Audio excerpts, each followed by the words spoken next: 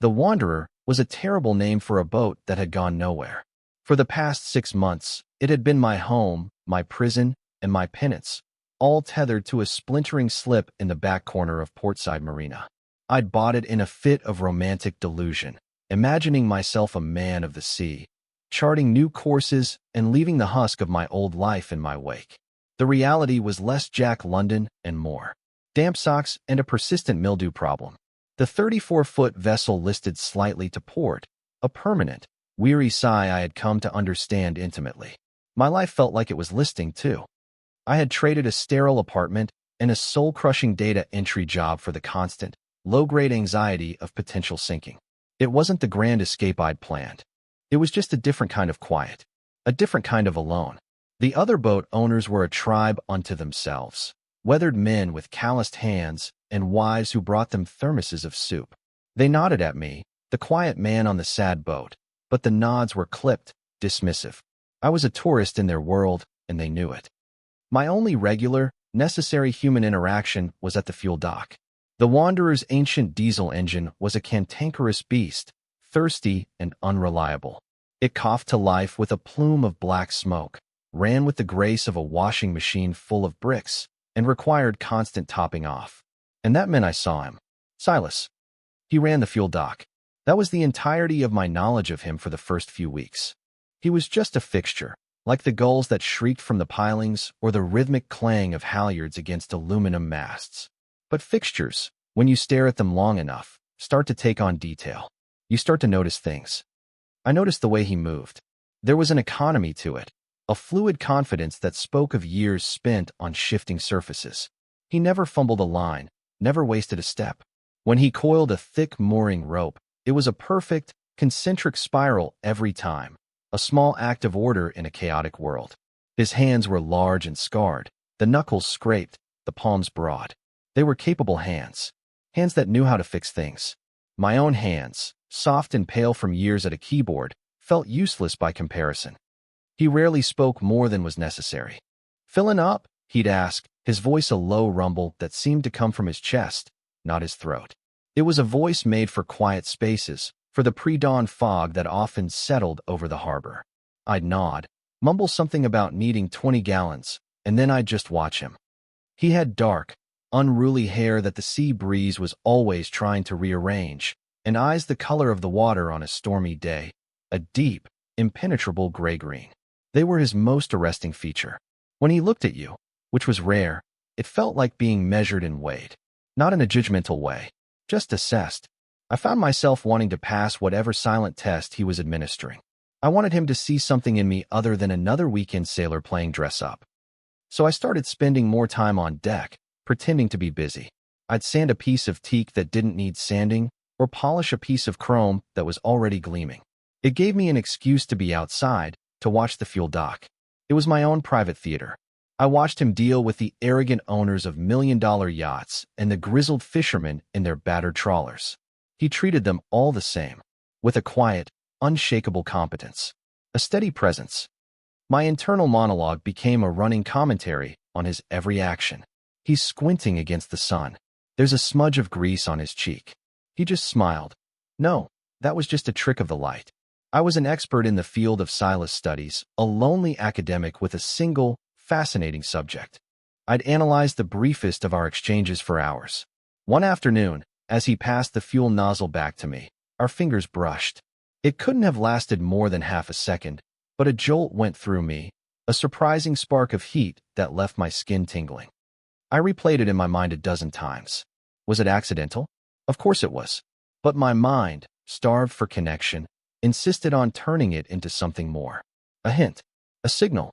I would lie in my V-berth at night, the boat rocking gently, and think about the calloused warmth of his skin against mine. It was pathetic, I knew, the desperate fantasy of a lonely man. The weeks turned into a month, then two. The summer heat settled over the coast, thick and hazy. The engine on the Wanderer grew more temperamental. It would sputter and die at the worst possible moments, usually as I was trying to maneuver my way out of the marina. One particularly embarrassing afternoon, it stalled completely just as I was approaching the fuel dock. The tide caught me, swinging my stern around with a sickening crunch into one of the pilings. My face burned with shame. A couple of old-timers on the main pier chuckled. I wanted the sea to open up and swallow me whole. But Silas was just there. He hopped onto the dock, grabbed a line I hadn't even realized I'd dropped, and had me secured in seconds. He didn't laugh. He didn't even sigh with exasperation. He looked at the ding in my hull, then up at me. Engine cut out. His voice was calm, matter of fact. Yeah, I mumbled, staring at my shoes. Sorry about the piling. Piling's fine. It's had worse. He leaned against it, crossing his arms over his broad chest. The movement pulled his worn t-shirt taut, and my eyes snagged on the shape of his shoulders, the solid line of his biceps. I looked away quickly. It's your fuel pump, he said. I can hear it whining when you come in. Sounds like it's starving. I knew nothing about fuel pumps. I knew nothing about engines. I knew about spreadsheets and quarterly reports. Oh, was all I could manage. He was quiet for a moment, just watching me. That steady, assessing gaze. I get off at 5, he said. I can take a look if you want. The offer hung in the air between us, shimmering like the heat off the water. It was the most words he'd ever strung together for me. It was an invitation past the purely transactional nature of our relationship. My heart gave a hopeful, stupid lurch. I couldn't ask you to do that.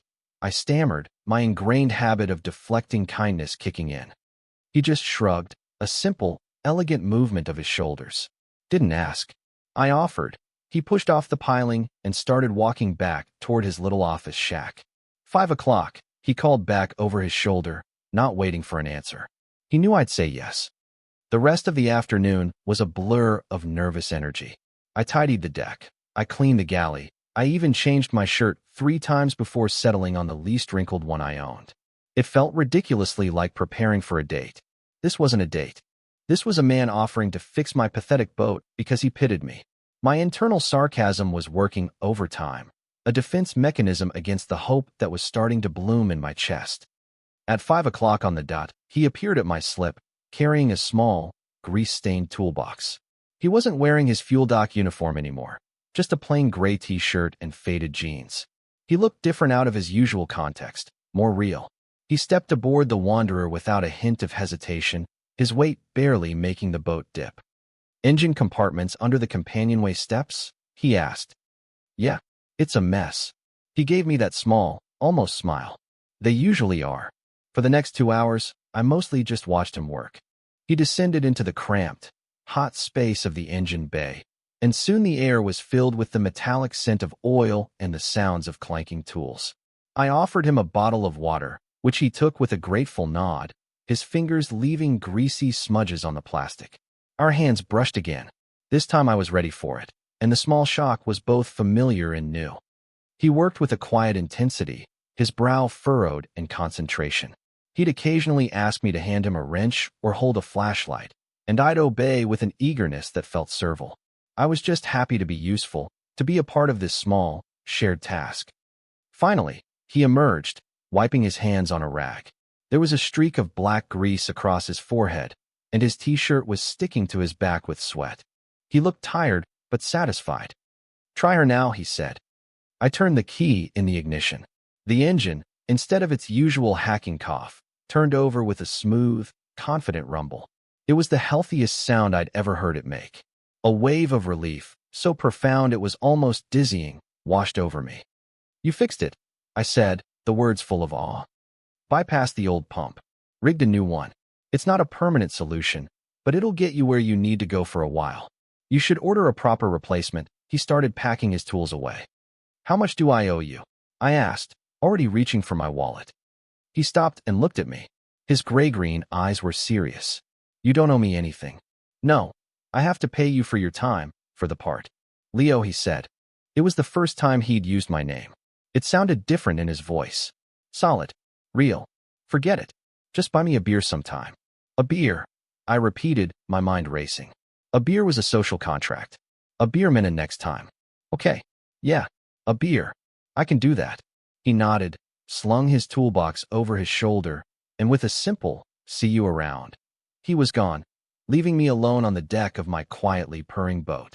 The air still smelled of him, a mix of salt water, diesel, and something else, something uniquely his. I stood there for a long time, listening to the steady thrum of the engine, a new and hopeful rhythm in the quiet harbor. The beer turned into two. We sat at the Salty Dog, the local dive bar at the edge of the marina. It was dimly lit, smelled of stale beer and fried fish, and was exactly the kind of place I usually avoided. But with Silas sitting across from me in the worn wooden booth, it felt comfortable. Safe. He was still a man of few words, but he answered my questions. He'd grown up here. His father had been a fisherman. He'd worked at the marina since he was a teenager. It was the only life he'd ever known. He spoke about it without romance or resentment. It was just what was. I, in turn, found myself talking more than I had in months. I told him about my old job, about the feeling of being an anonymous cog in a giant machine. I tried to explain why I'd bought the boat, stumbling over the words, feeling foolish. I just wanted something real. I finished lamely, staring down at my beer. He was quiet for a long moment. I risked a glance up at him. He was watching me with that same intense, unreadable expression. "Nothing more real than a boat," he said finally. "She'll tell you the truth, whether you want to hear it or not." It was the most profound thing anyone had said to me in years. After that night, something shifted between us. The invisible wall of customer and attendant dissolved. He would stop by my slip sometimes after his shift, just to lean against a piling and chat. Our conversations were never deep. We talked about the weather, about other boats in the harbor, about the best way to varnish teak. But underneath the simple words, a current was running, a silent understanding that was growing stronger with each passing day. I learned to read his moods by the set of his jaw, the look in his eyes. I could tell when he was tired, when he was amused. And I started to notice him watching me, too. I'd be on deck, and I'd feel his gaze from the fuel dock. When I looked over, he'd give me a slow, small nod. It was a simple acknowledgement. "I see you." And it meant everything. One evening, a sudden squall blew in off the ocean. The sky turned a bruised purple, and the wind began to howl, whipping the water in the marina into a frenzy. The Wanderer, with its high sides, was catching the wind like a sail, straining against its mooring lines. I was out on deck, soaked to the skin, struggling to add extra lines, my hands clumsy and cold. I saw him running down the pier toward me, his jacket pulled up over his head against the driving rain. He didn't say a word. He just jumped aboard and took a line from my fumbling hands. We worked together in the storm, a synchronized dance of pulling and tying, our bodies brushing against each other in the tight confines of the deck. The wind stole our words, so we communicated with gestures and glances. In the chaos of the storm, there was a strange intimacy. Just us. My heart picked up its pace for a reason that had nothing to do with the weather. When the last line was secure, we retreated into the small cabin, dripping water all over the floor. The boat bucked and groaned, but we were safe. He stood near the door, water running in rivulets from his hair down his face. His shirt was plastered to his chest. "Thanks," I said, my voice hoarse. "I don't know if I could have managed that alone." "You were doing fine," he said, though we both knew it was a lie. He looked around the small, cluttered cabin, his eyes lingering on the bookshelf crammed with paperbacks, the half-finished sketch on my small table. "It's cozy in here." "It's small," I countered. Didn't say it was big. His eyes met mine across the small space.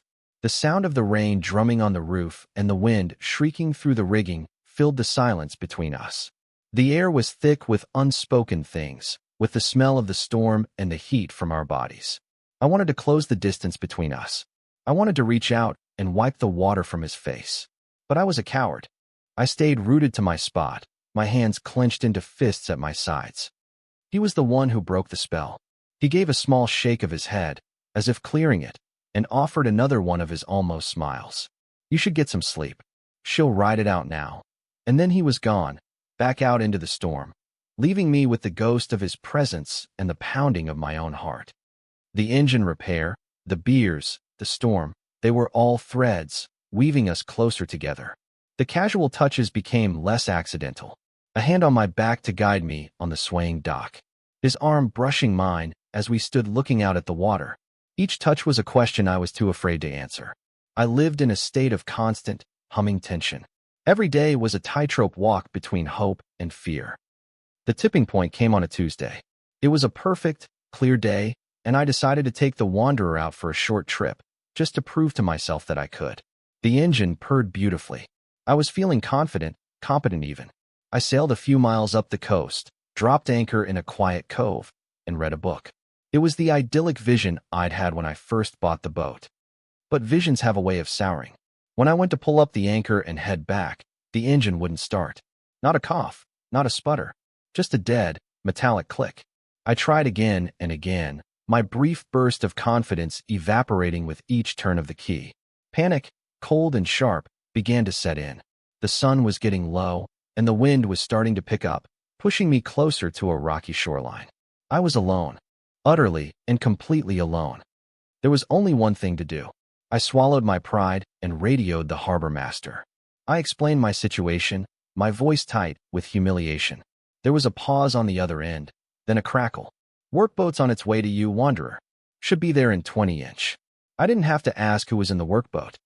An eternity later, I saw it, a small, sturdy vessel cutting through the waves, heading straight for me. And at the helm, a familiar, solid figure. Silas. He brought the boat alongside mine with practiced ease, his expression unreadable as always. "Looks like that fuel pump wasn't the only thing tired of this world," he said, his voice carrying easily over the sound of his engine. There was no judgment in it, maybe even a hint of humor. He threw me a tow line, and I secured it with trembling hands. Soon, we were underway, my big, useless boat being pulled like a disobedient child behind his capable little tug. I sat in my cockpit, watching his back as he steered us toward the distant, twinkling lights of the harbor. The journey back was long and quiet. The sun sank below the horizon, painting the sky in fiery shades of orange and pink before fading to a deep indigo. The stars came out, bright and cold in the clear sky. We were two small boats in a vast expanse of dark water. When we finally entered the protected waters of the harbor, it was late. The marina was asleep. Most of the boats were dark, their owners tucked away in their berths. The only lights were the ones spaced out along the docks, casting long, distorted reflections on the black water. It felt like a secret, private world, just for us. He didn't tow me to my slip. He guided me straight to the fuel dock, which was dark and deserted. It loomed out of the darkness, a familiar landmark made strange by the silence and the late hour. He cut the engine on the workboat and hopped onto the dock, moving with that silent grace of his. I watched, my heart hammering against my ribs, as he began to secure my boat. He worked methodically, his movements sure and steady in the dim light.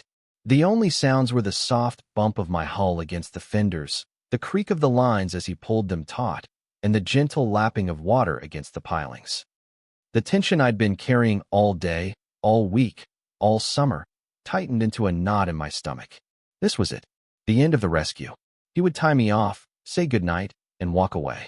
And I would be alone again on my broken boat, the chasm between us as wide as ever. I couldn't let that happen. I had to say something. Anything. He secured the final line to a thick, weathered cleat. He straightened up slowly and turned to face me. I was still standing in the cockpit, a few feet below him. The dock light behind him threw his face into shadow, but I could feel his eyes on me. The silence stretched, thick and heavy. It was filled with everything we hadn't said. My mouth is dry. My hands are shaking. This is the moment. Say it. Just say it. Thank you. I don't know what I would have done.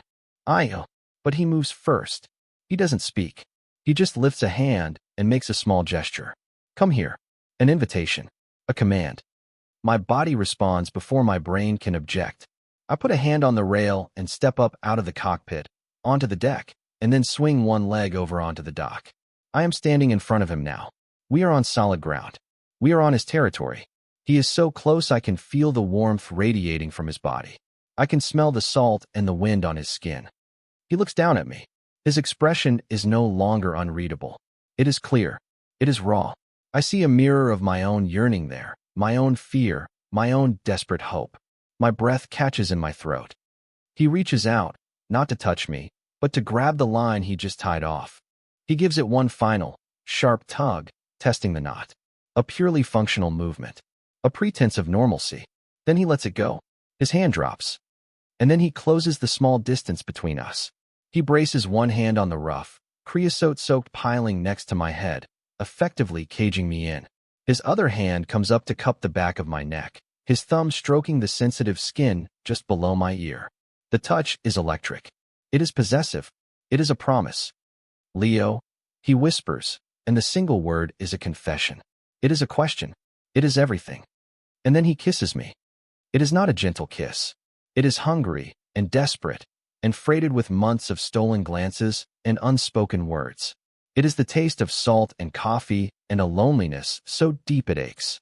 His lips are firm, demanding. I press myself against him, my hands coming up to grip his shirt, holding on like a drowning man. The rough wood of the piling presses into my back, a solid, grounding force in a world that has just tilted on its axis.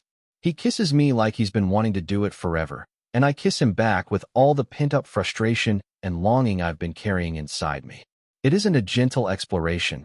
It's a collision, a confirmation, a feeling not of discovery, but of arrival. Like I'd been sailing in circles for years and had finally found my harbor. The world narrows to this single point in time. The smell of the sea, the hard press of his body against mine, the rough texture of the piling at my back. Nothing else exists. Nothing else matters. This is real. More real than anything I have ever known.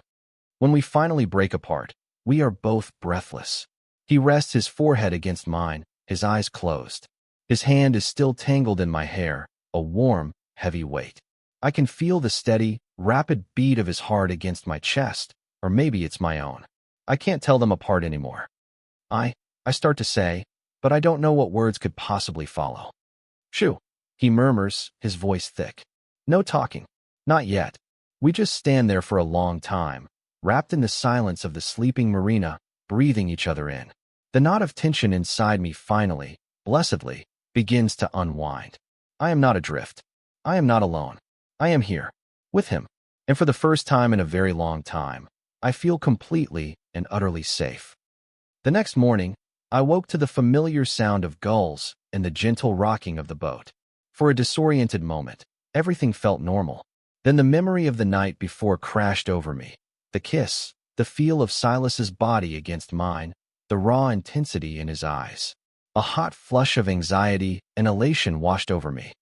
I scrambled out of my berth and looked out the porthole. The sun was up, casting a golden light across the water. And there he was, at the fuel dock, already at work, coiling a line with the same fluid efficiency as always. He was wearing his work clothes, his back to me. He looked exactly the same. The world hadn't changed at all. My heart sank. Was it possible I had imagined it all? Or worse, that it had been a fleeting impulse for him, a moment of pity or proximity that he now regretted? The fear was a cold, heavy thing in my stomach. I was an expert at misreading signals, at building fantasies out of thin air. Maybe this was just the grandest, most painful one yet. I spent the morning hiding in my cabin, a miserable coward. I made coffee I didn't drink. I stared at a blank page in my sketchbook, unable to draw a single line. Every creak of the dock, every voice that drifted over the water, sent a jolt of panic through me. I was waiting for a sign, for some acknowledgement, but none came. He didn't look toward my boat. He just worked, pumping fuel, talking to boaters, being the same steady, stoic Silas he had always been. My internal monologue was a vicious cycle of self-recrimination. Of course he regrets it. You're a mess. Your boat is a mess. You threw yourself at him, and he was just being kind. The hope that had bloomed so fiercely last night was wilting under the harsh light of day.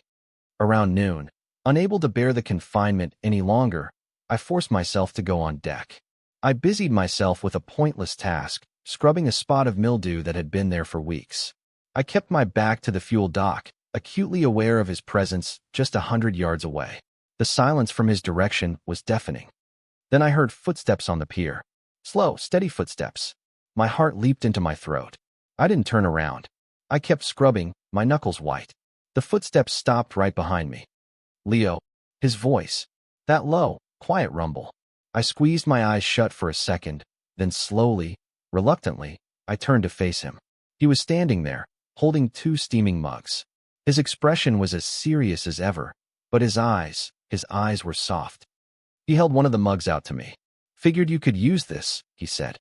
I took it, my hand shaking so badly I was afraid I would spill it. Our fingers brushed, and this time the touch lingered. It was deliberate. I looked down at the coffee, unable to meet his gaze.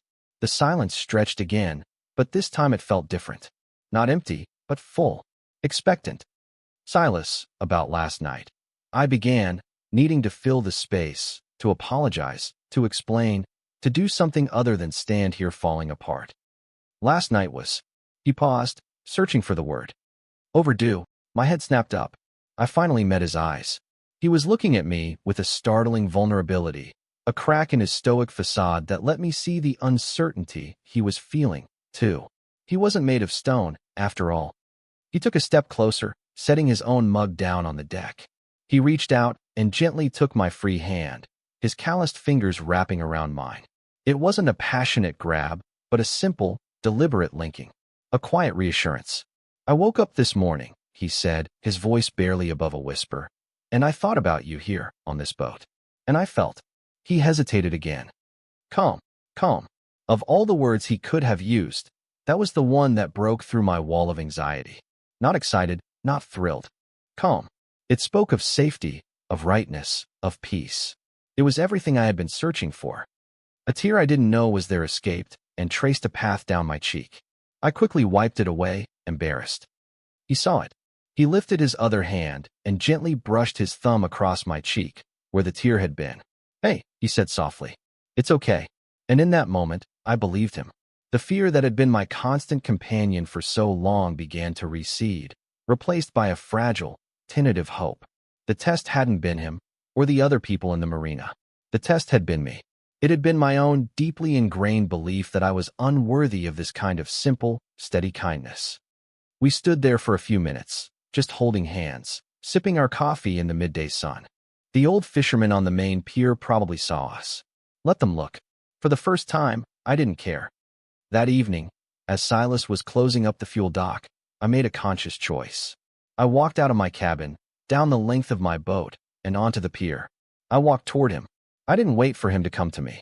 It was a small journey, just 50 feet or so, but it felt like crossing an ocean. He saw me coming and stopped what he was doing, a look of quiet surprise on his face.